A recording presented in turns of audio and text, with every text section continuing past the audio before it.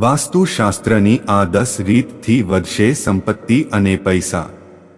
વાસ્તુશાસ્ત્રના નિયમો તમારા જીવનમાં અજમાવીને તમે પૈસા અને સંપત્તિ વધારી શકો છો।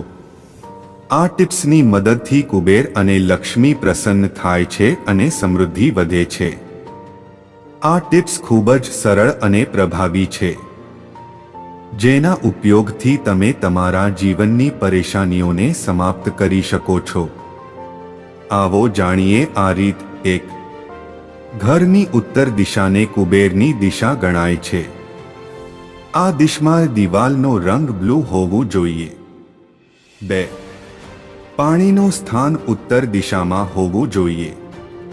3. પાણીની ટાંકીમાં શંખ, ચાંદીનો સિક્કો કે ચાંદીનો કાચબો રાખવું શુભ હોય છે। 4. જો ઘરમાં એક્વેરિયમ છે તો તેને ઘરની ઉત્તર દિશામાં રાખવું। 5. કુબેરની દિશા હોવાના કારણે તિજોરી ઉત્તર દિશામાં રાખવું।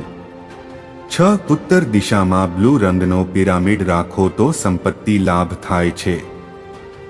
7. ઉત્તર દિશામાં કાચનો મોટો વાટકો રાખી તેમાં ચાંદીના સિક્કા નાખી દો। 8. ઘરના પૂર્વોત્તર ખૂણાને દેવી દેવતાઓના સ્થાન ગણાય છે।